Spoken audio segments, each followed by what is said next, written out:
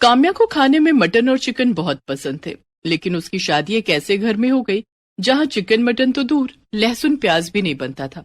ऐसे में काम्या ने रोज रोज चिकन मटन खाने के लिए क्या किया, जानने के लिए देखते हैं रोज मटन चिकन। काम्या बिहार के एक छोटे से गांव जमुई की रहने वाली थी। वो पढ़ने लिखने में बहुत तेज थी।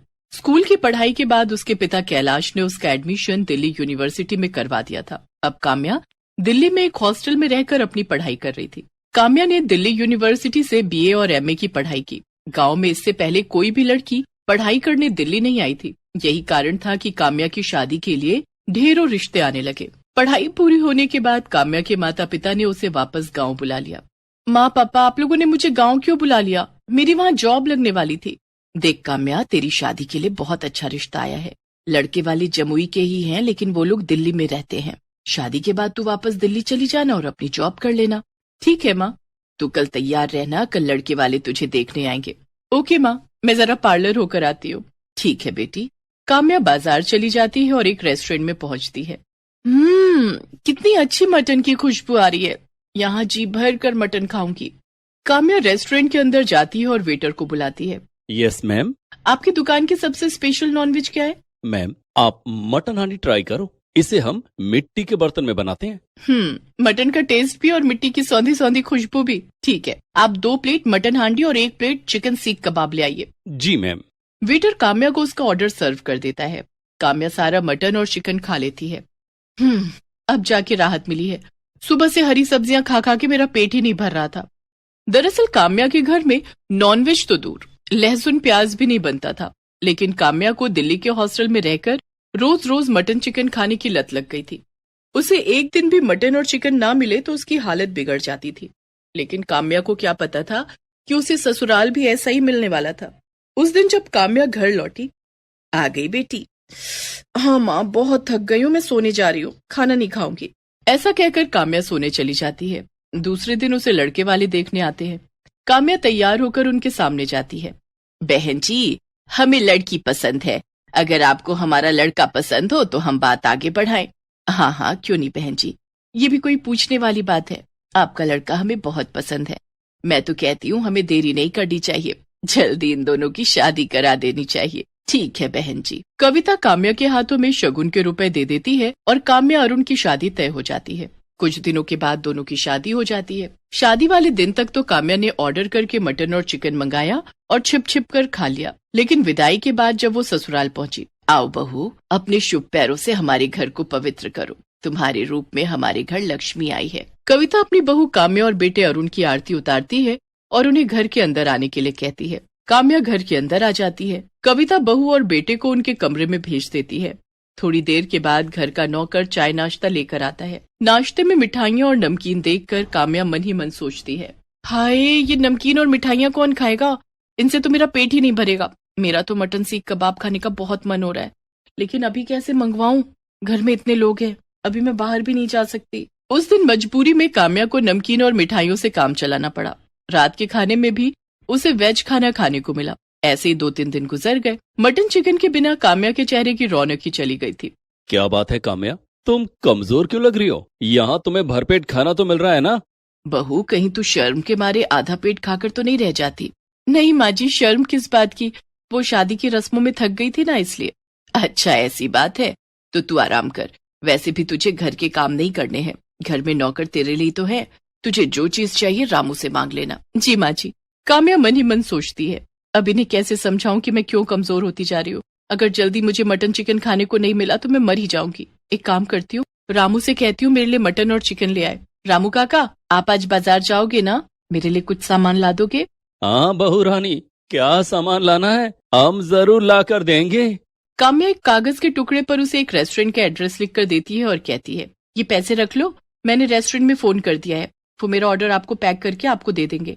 आप ये पैसे उन्हें दे देना और मेरा ऑर्डर ले आना। लेकिन हाँ, घर में किसी को कुछ बताना मत। बहू रानी, क्या घर का खाना आपको पसंद नहीं आता? आपको कुछ और खाना हो तो मुझे बता दो, मैं घर पर ही बना दूंगा। बाजार का खाना सेहत के लिए अच्छा नहीं होता है। रामू काका, आपसे जितना कहा है उतना ही करो, आप यहाँ से जाओ। रामू काम्या से कुछ नहीं कहता है और पैसे लेकर रेस्टोरेंट चला जाता है।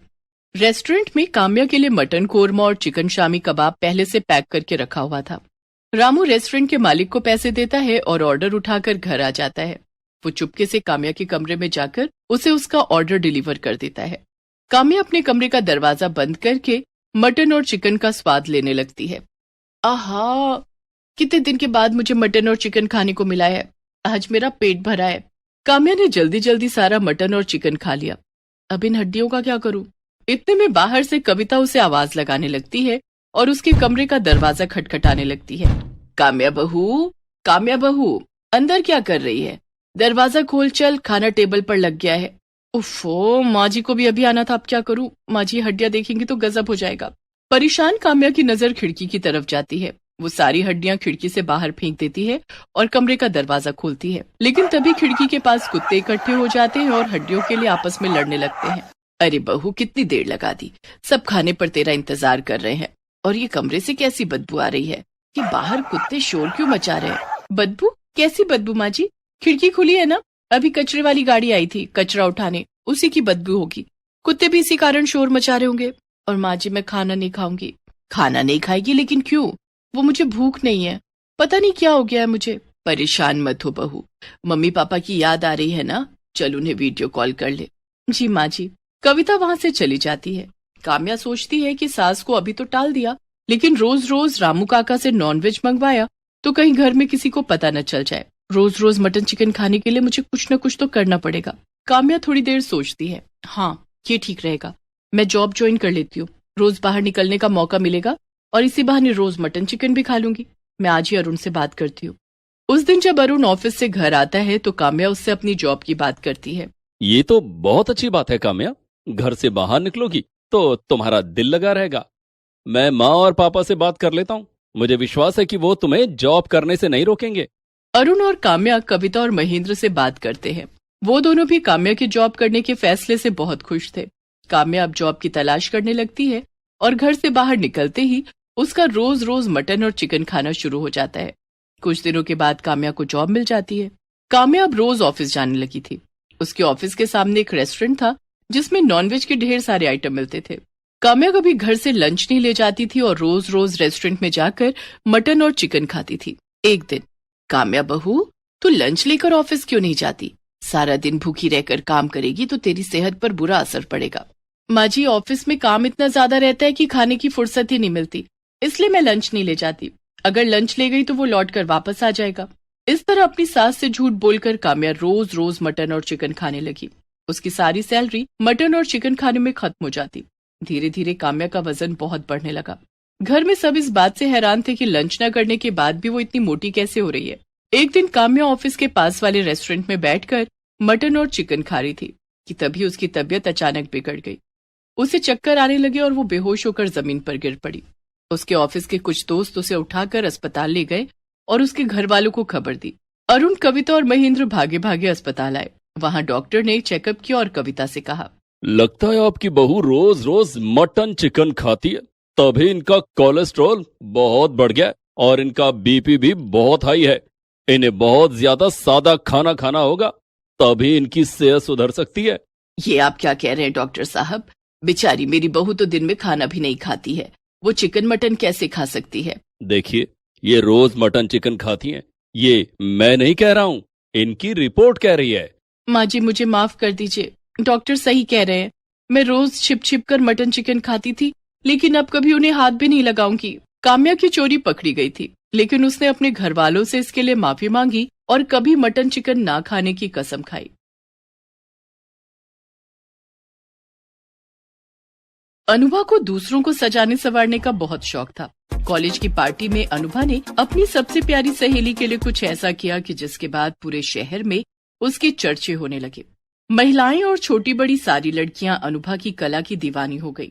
अनुभा ने ऐसा क्या किया था, जानने के लिए देखते हैं मेहंदी ब्लाउज वाली। अनुभा बेहद गरीब परिवार से थी।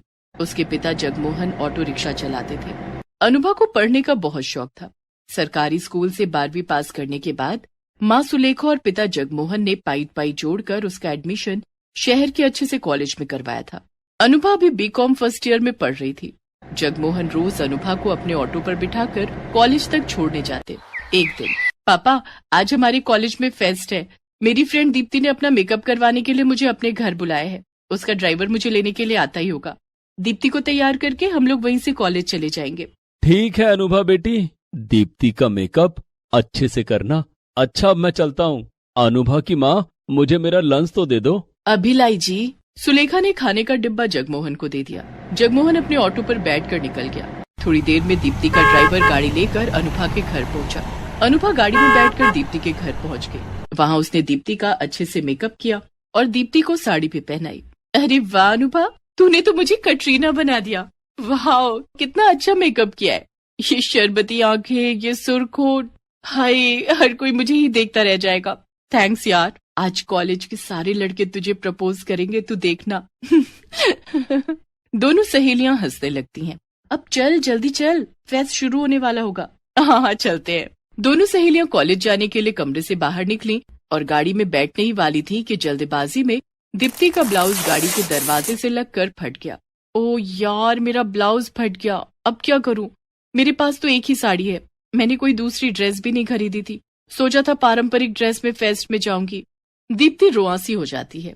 अरे मेरी प्यारी सहेली रो रही है, वो भी मेरे होते हुए। तू चिंता मत कर, चल मेरे साथ। अनुभा दीप्ति को घर के अंदर ले जाती है। तेरे पास लाल रंग की ट्यूब टॉप है ना? हाँ है तो। तू जल्दी से वो वाली ट्यूब टॉप पहन ले। लेकिन यार, साड़ी के ऊपर ट्यूब टॉप कौन पहनता है? तू पहन तो सही, मैं 2 मिनट में आई। ठीक है। दीप्ति लाल रंग का ट्यूब टॉप पहन लेती है और इतनी देर में अनुभा दौड़कर बगल वाली दुकान में जाती है। भैया, एक मेहंदी की कूप देना। ये लीजिए। कितने रुपए हुए? 20 रुपए। अनुभा उस दुकानदार को 20 रुपए देकर मेहंदी की कूप खरीद कर ले आती है। ये देख, मैंने ट्यूब टॉप पहन ली, लेकिन साड़ी पर ट्यूब टॉप कितनी बुरी लग रही है। ना ही पारंपरिक ड्रेस लग रही है और ना ही मॉडर्न। हो, तू चिंता मत कर, बस 10 मिनट शांत होकर बैठ जा। अनुभा मेहंदी की कूप से दीप्ति की पीठ पर बहुत सुंदर ब्लाउज का डिजाइन बनाती है, जिसे देखकर ऐसा लग रहा था मानो दीप्ति ने मेहंदी का डिजाइनदार ब्लाउज पहना हो। 10 मिनट में अनुभा ने दीप्ति की पीठ पर मेहंदी से ब्लाउज का डिजाइन बनाकर तैयार कर दिया। अब खुद को आईने में देख। दीप्ति ने जब खुद को आईने में देखा तो देखती रह गई। वाह यार, तूने तो कमाल कर दिया। ऐसा लग रहा है जैसे मैंने मेहंदी की ब्लाउज पहन रखी हो। तूने तो मेरी सारी टेंशन दूर कर दी। अब चल कॉलेज चलते हैं, नहीं तो फेस्ट खत्म हो जाएगा। दोनों सहेलियां गाड़ी में बैठकर कॉलेज आ जाती हैं। उस दिन फेस्ट में कॉलेज के सभी लड़के लड़कियों की नजर दीप्ति पर टिकी थी। कई लड़कियों ने, यहाँ तक कि प्रोफेसर ने भी दीप्ति से उसके मेहंदी डिजाइन वाली ब्लाउज का राज पूछा। दीप्ति, तुम्हारा मेहंदी ब्लाउज तो बहुत यूनिक है, कहाँ से बनवाया? मैडम, ये तो अनुभा का कमाल है। उसी ने ये डिजाइन बनाया है और मेरी लाज बचा ली, नहीं तो मैं आज फेस्ट में नहीं आ पाती। लाज बचा ली? वो कैसे? दीप्ति ने सबको बताया कि किस तरह अनुभा ने उसका मेहंदी ब्लाउज बनाया। सभी अनुभा से उसका फोन नंबर मांगने लगे। अनुभा, अगले महीने मेरी बेटी की शादी है। अगर तुम बुरा ना मानो तो क्या मेरी बेटी के लिए ऐसा मेहंदी वाला ब्लाउज बना सकती हो? मैं तुम्हें इस काम के लिए अच्छा पेमेंट करूंगी। तुम चाहो तो मैं एडवांस पेमेंट कर देती हूँ। नहीं मैडम, एडवांस पेमेंट की कोई जरूरत नहीं है। मैं आपकी बेटी की शादी में जरूर आऊंगी और मेहंदी ब्लाउज बना दूंगी। आप काम के बाद पैसे दे देना। कॉलेज की लड़कियां भी अनुभा की तरफ ही खींची चली आई। हाय अनुभा, यार परसों मुझे एक पार्टी में जाना है। क्या तुम मेरे घर आकर मेरी पीठ पर भी ऐसी मेहंदी ब्लाउज बना दोगी? हाँ, क्यों नहीं।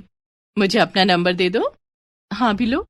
इस तरह से सभी लोगों ने अनुभा से उसका मोबाइल नंबर लिया और उसे उस दिन ही कई काम मिल गए।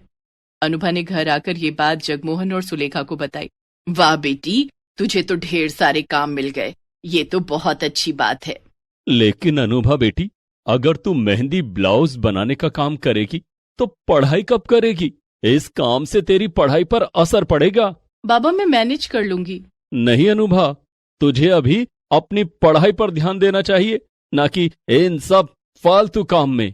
पिता के सख्त रुख को देखकर अनुभा ने मेहंदी ब्लाउज के काम के बारे में सोचना छोड़ दिया। दूसरे दिन रविवार था और अनुभा के कॉलेज की छुट्टी थी।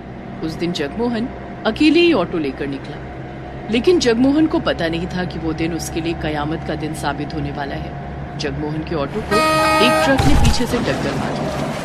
जगमोहन बुरी तरह से घायल हो गया। हादसे में ऑटो बुरी तरह से टूटकर चकनाचूर हो गया था। आसपास के लोगों ने जगमोहन को अस्पताल में भर्ती करवाया और अनुभा को इस बात की खबर दी। अनुभा और सुलेखा दोनों भागे भागे अस्पताल पहुंचे। देखिए, हादसे में इनका सिर फट गया है और दाहिना पैर फ्रैक्चर हो गया है। इनको 2 महीने तक कंप्लीट बेड रेस्ट की जरूरत है। अनुभा और सुलेखा जगमोहन को घर ले आए। अनुभा की माँ, ऑटो तो अब चलने लायक नहीं रहा और ना ही मैं, घर का खर्च कैसे चलेगा? यही तो मैं भी सोच रही हूँ अनुभा के बाबा। घर का खर्च, अनुभा की पढ़ाई का खर्च, आपकी दवाइयाँ, ये सब कैसे होगा? कुछ समझ नहीं आ रहा है। अचानक इतनी सारी मुसीबतें एक साथ आ गईं। हमने कभी सोचा भी नहीं था। अनुभा अपने माता पिता की बातें सुन रही थी। माँ बाबूजी, आप लोग कहें तो मैं मेहंदी ब्लाउज बनाने का काम शुरू कर दूं। मुझे यकीन है कि लोगों को मेरा काम पसंद आएगा और इतने पैसे तो मिल ही जाएंगे कि घर का खर्च भी निकल जाएगा और पिताजी की दवाइयां भी आ जाएंगी। लेकिन अनुभा बेटी। पिताजी मना मत करिए, जब आप ठीक हो जाएंगे तब मैं ये काम छोड़ दूंगी। ठीक है अनुभा बेटी, तू मेहंदी ब्लाउज बनाने का काम शुरू कर दे। जगमोहन के पास और कोई रास्ता नहीं था। ठीक है पिताजी, मुझे तो कल के लिए काम भी मिला हुआ है। कॉलेज में एक लड़की है प्रिया, उसने मेहंदी ब्लाउज बनाने के लिए कल सुबह मुझे अपने घर बुलाया है। दूसरे दिन अनुभा मेहंदी की कूप लेकर प्रिया के घर पहुंच जाती है। उसकी पीठ पर मेहंदी ब्लाउज की बहुत खूबसूरत डिजाइन बनाती है। वाह अनुभा, तेरे हाथों में जादू है। तूने कितना प्यारा मेहंदी ब्लाउज बनाया है। देखना प्रिया, पार्टी की सारी लाइमलाइट तू ही ले जाएगी। और हुआ भी वही। प्रिया जब पार्टी में पहुंची तो सभी उसके मेहंदी ब्लाउज को देख रहे थे। पूरी पार्टी में प्रिया का मेहंदी ब्लाउज हॉट टॉपिक बन गया था।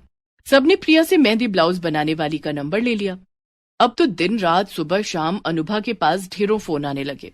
अनुभा को मेहंदी ब्लाउज बनाने के इतने काम मिल गए कि उसके पास सांस लेने की फुर्सत भी नहीं बची। इस काम के लिए लोग अनुभा को पैसे भी अच्छे दे रहे थे। अनुभा अब एक दिन में 5 से 10 हजार रुपए कमाने लगी। धीरे धीरे 1 महीना बीत गया। अनुभा के कमाए हुए पैसों से घर का खर्च भी अच्छे से चल रहा था और जगमोहन का इलाज भी हो रहा था। कुछ दिनों के बाद, अनुभा बेटी, आज तेरे पापा के पैरों का प्लास्टर कटवाना है। इन्हें अस्पताल कैसे लेकर जाएंगे? तुम चिंता क्यों करती हो माँ, मैं अभी ऑनलाइन कैब बुक कर देती हूँ। अनुभा ने कैब बुलाया और दोनों जगमोहन को अस्पताल लेकर गए। वहां डॉक्टर ने जगमोहन के पैर का प्लास्टर काट दिया। इन्हें अभी 1 महीना और आराम की जरूरत है। इन्हें धीरे धीरे वॉकर से चलने में मदद करनी होगी। ठीक है डॉक्टर साहब। अनुभा और सुलेखा दोनों जगमोहन को घर ले आए। अनुभा बेटी, मेरी वजह से तुझे पढ़ाई छोड़कर मेहंदी ब्लाउज बनाने का काम करना पड़ रहा है। बस 1 महीने की बात है, मैं ठीक हो जाऊंगा तो तुझे काम नहीं करने दूंगा। लेकिन ठीक होकर आप क्या करेंगे? ऑटो तो चलने की हालत में नहीं है। हमें दूसरा ऑटो खरीदना होगा। इतने पैसे कहाँ से आएंगे? माँ बाबूजी, बस 1 महीने की बात है। 1 महीने के बाद सब ठीक हो जाएगा। अनुभा कड़ी मेहनत करने लगी। वो नाइट पार्टी में जाने वाली महिलाओं के लिए रातों को भी मेहंदी ब्लाउज बनाने लगी। नाइट में काम करने के लिए उसे ज्यादा पैसे मिलने लगे। देखते ही देखते 1 महीना गुजर गया। जगमोहन अब पूरी तरह से ठीक हो चुका था। एक दिन, बाबा जरा बाहर आना, आपके लिए एक सरप्राइज है। सरप्राइज? कैसा सरप्राइज? आओ तो सही। जगमोहन और सुलेखा दोनों घर के बाहर आए तो उन्होंने देखा कि एक चमचमाती हुई नई कार बाहर खड़ी थी। अनुभा ने उस कार की चाबी जगमोहन को देते हुए कहा, आज से आप अपनी गाड़ी चलाओगे। लेकिन बेटी, ये गाड़ी तो बहुत महंगी होगी।